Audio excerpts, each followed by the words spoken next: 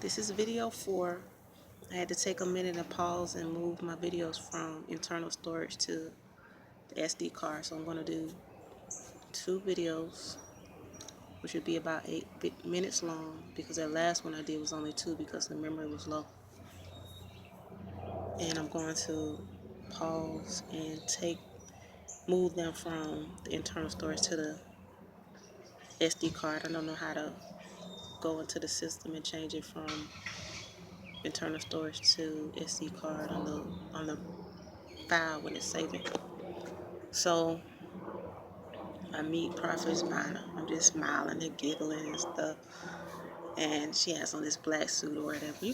I don't know if they have that video online. Somebody got it on YouTube. It's from, I think it was July the 21st, 2001. It was the Atlanta studio. But I met Prophet's Minor. And I went back downstairs, and by this time everybody was getting in their seats. And I'm sitting in the back because there was a lot of people. But as I'm sitting down waiting for everybody to get everything together to start recording for that night's show in the studio, David come back and he says, "Come with me." So I go with him, and he said, "You know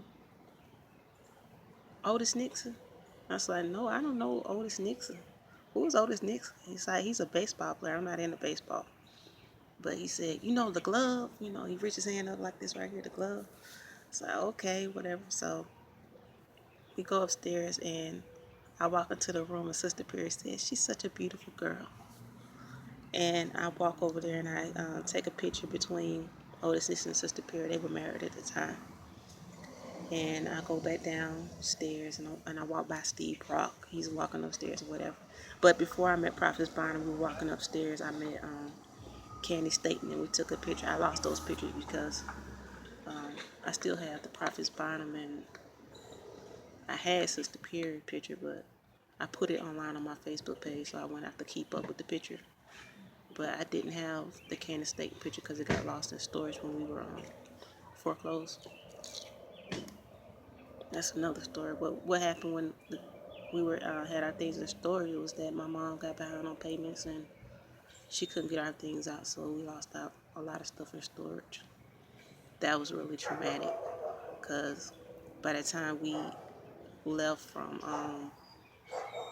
the house where we were with our cousin, the cousin was helping with the house, and they were like co-owning the house. We put our things in storage to move into the apartment, and while we were there, that's when we lost our stuff. I had my high school yearbook in there with everybody's signature and stuff in there. I had all my awards that I won from elementary school, honor roll, AP. I had like a whole book folder of it. And I had in my mind I was going to get a scholarship to go to college. But my grades weren't the best in high school. So somewhere along the way I lost the dream of getting an education and making something of myself, and all kinds of stress and worry came upon me. I think some of it had to do with growing up in a single parent home, not having the dad that I wanted, dealing with issues, just growing up. Growing up is hard. But so what was I? Let's see, this stuff in the story. So I met all 3 of them on that same day. Then we go back down to record in the studio, and Prophet Bynum is preaching at the end, and she calls us some people to pray for her to lay hands with. And she says, "The girl in the back with the twisted braids in the back." And I heard that, but I didn't think she was talking to me. I had never experienced somebody laying hands or calling me out like that, so I didn't go up there. And I feel like I missed that opportunity to get an impartation. But anyway, throughout the years, I did go back to the studio to hear her preach and minister, and I feel like just being associated with that anointing on her life blessed me and also gave me direction and hope because of some of the things that she had experienced in her life from just her testimony. What I found out about her going to the mental institution when she got divorced and having anorexia, and what really propelled her into becoming a preacher. And And like I said before, it was like when she came into my life, it was just inspired me because just the glory of God on her life. Because I was a Christian, I was somebody that loved God, but really when I was 16 and meeting her, it kind of put in perspective what I wanted to become, which was a preacher, a prophet.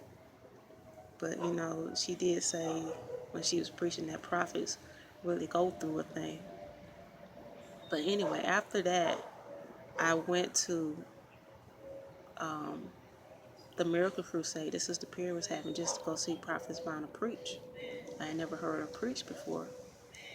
And Sister Perry preached too, but I missed that service because we were going to go with our cousin and we were late. But I did get the video that they were selling. So I did see some of her ministry when she was laying hands on people. But anyway, I went to her ministry and me and my family went there about 4 years. Somebody next door. And we enjoyed the ministry. She would pray with me and other people that came up and minister the word. From what I know, she's not in ministry anymore, but she does have a website, Pebbles Today, WGCL.org. And then, you know, Juanita Bynum Ministries. But it was really a blessing for me to attend her ministry and to see the power of God touching people's lives and hear the testimony of people even getting healed from cancer or whatever. But during that time, I'm still young, from 16 to 21, I think I was there. And during this time, my cousin passed away. We were both the same age, and he passed away when I was 18, so that means he was 18. He was born in July, I was born in September. And what happened was he was killed in his home. It had something to do with drugs, I think. I think he smoked marijuana and was selling it. But I think that he was trying to get out of that lifestyle. I don't know what happened to the dude that shot him. I think he only got 4 years because his mom, my cousin's mom, said that, you know, he shouldn't get life. I don't know how that worked out, but that really hurt our family. That was the first real death, and it was so gruesome. And I found him in his house. He was shot in the back of the head, and that really tore me up. I remember what I was wearing that day I was going to school, and my mom stopped right before I went into school and told me what had happened. I guess, you know, it was hard for her to hear because that was basically like her son too, what had happened. So it really hurt even more how she told me. She's not one of the best people to give bad news. She gonna tell me right before I go to school in the morning. She couldn't tell me the night before so I could, you know, get through some issues or whatever. So that happened, and I'm trying to go to school, trying to learn. Saying I'm in AP classes. This recording's about to stop, I think. It's at 8 minutes and 28 seconds. But I'm not sure. Still going. Okay. I'm in AP classes, but what happened is I couldn't grieve right. So I took 2 weeks out of school, and that got me really behind in my studies. But my teachers were very favorable towards me, helped me, and allowed me to do makeup work. So I was able to do some of the makeup work. But for that particular class in literature, I was put back in from advanced literature, British Lit, to just regular literature. And that was good instead of them flunking me from the class. Because if they had flunked me from the class, I probably wouldn't have graduated. I was borderline not graduating from high school because I was failing some of my classes because I was just going up, and then I had migraine headaches sometime, and that took me out of school for a while. I was out of school like for months, like 1 month at a time. Then I would go back. Then I had to deal with all the makeup work, and I couldn't do all the work. But that's what happened. Then let's see. that was in, he actually died on the Tuesday night. Tuesday night was when services were held at Sister Pier. He died on the Tuesday night. And after that happened, I'm thinking I'm at service and worshiping God. And it's like God was preparing me for his death and getting me ready, that it wouldn't hit me so hard. Now he died in October, and I'm still, going to TBN and getting ministry from them. But one night, Bishop Neil Ellis was preaching, and he was saying that some people didn't make it into the new year with you, but it's going to be okay, or something like that, he said. And, okay, I got to pause, I got to use the restroom. Okay, I'm back. My mom told me that when she was pregnant, she used to twirl her hair like this right here. Those annoying habits that you just inherit from your mom or your dad.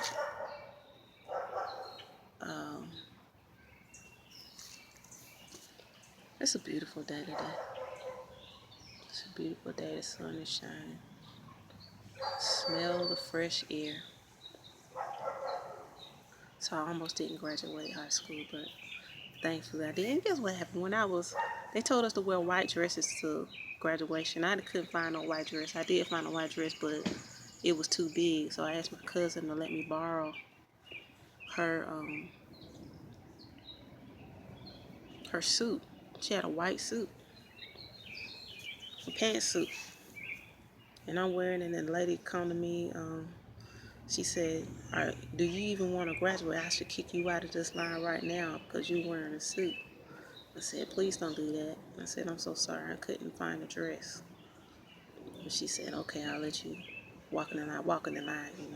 And then one of my teachers asked me, my math teacher, she said, when it's getting closer to graduation time, she said, "Are you really graduating or are you just walking?" It's like, oh my gosh, how could you say? I said, "I'm really graduating." But anyway, okay, so let me see if I can skip forward a little bit and then come in and put the pieces back together, because I'm kind of losing track of some of the stuff I'm saying because I had to take breaks. Some of the video was only like 8 minutes long. Okay, I'm at WGCL. This is one of the biggest hurts that I experienced in my life. I had been there for a few years, but what happened was my mom said that she didn't want to go anymore because she felt like some of the demons that Sister Perry was casting out were following us home. So it was hard for me to deal with that because I feel like I was getting ministry there and I was learning how to be a minister, learning how to walk with God. I was enthusiastic, but that didn't work out. So I went back to tell everybody goodbye, but I didn't know how to say it. So I wrote these notes to some of the people there, and I planned on giving them to everybody, but I came up with 4 that said, "I would like to ask that you please stop hugging me, and I would also like to ask that we not be friends." And I gave them to 4 people that were ushers there. This was like a training ground for people to learn how to be ministers of the gospel and also just to be disciples of God. And they were working there. When I came back, maybe 2 weeks later, 2 of the people that worked there came to me and pulled me in this room and said, "Okay, what's with the hat? What's with the shades?" And at the time, I said I had migraines. But at the time, I was wearing these light tinted shades, and at that particular service, I wore a hat. I didn't think it was anything wrong with what I had on. But they confronted me and they said, "What's with the cards and notes?" The girls were offended. They were like, "Ugh." And I said, "Well, what should I have done?" And they said, "You should have communicated." And they said, "All the walking around." What happened with the walking around was that I had been walking to and from my seat to get some CDs because, like I said about my mom, she didn't really want to be there, and I was trying to get the CDs before it was in a service where we would leave, just to avoid the traffic of the other people wanting to get by the CDs. And the dude said to me, he said, "We think it might be a generational curse or suicide." And I said, "Did Sister Perry say that?" And he said, "She's mentioned it." Just sit in the back. Don't go up unless Sister Perry calls you up. They might be mad that I'm saying this, but it's been 10 years since this happened. Hopefully they moved on. They sure didn't say sorry about what they did, but also they gave me a survey to complete. They said, you've been coming here for what, 4 years? I would expect it from a 9-year-old, not an adult. And so, needless to say, what they did really kind of hurt. And I went away from that experience not knowing who to talk to. Even though they said, call before you come back, I didn't really feel like I could trust them.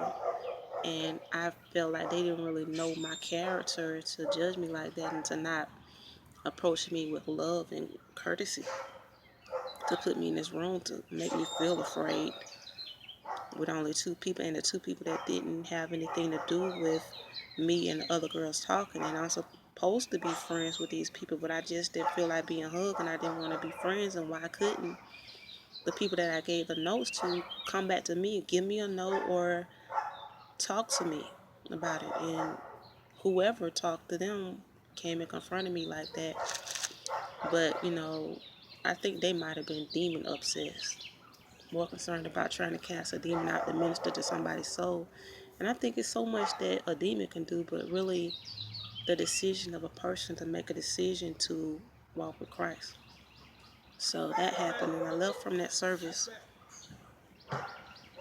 and I prayed about, and he told me, pray about it before you come back. And I left that service, and they said, are you going to stay? And I said, I don't know. I had come to service by myself. So I left the service, and I drove away, and I had my hair up to my neck, and I had it knotted at the end. I had plaits in my hair. And what I did, I left, and I didn't want to go home because I didn't want to end like that. But I said to myself, before I leave, I'm going to go back and see what the word of the Lord is. Because I believe Sister Pearl didn't have anything to do with what they did. I think they were lying. And I think they did that behind her back. Because when I asked him, I said, what is the relationship between the layman and the usher? He said, to maintain order. He said, all the walking around. He said, what if everybody else did that? So, I left the service, and I knotted my hair at the end, and I pulled it back into a ball. And I still left the shades on. But I went back to the service, and I took the hat off, and I sat in the back, and I took my jacket off. And one of the dudes said, take notes. And he was walking behind me saying all kinds of stuff underneath his breath. And then, when we were in the room, he had his hand over his mouth, and I didn't know if he was saying anything or not. But he was supposed to be talking to me. He had his hand like this right here, saying something or whatever. And I had an experience in that room was that something hit me on the left side of my head that I couldn't see, which I felt like was a demonic force. It hit me twice. And I went limp in the chair, but I was still conscious. And it was almost like somebody hypnotized you. You've ever seen somebody get hypnotized and it's how I'm sitting in the chair and your legs stretched out and your arms stretched out like that? But I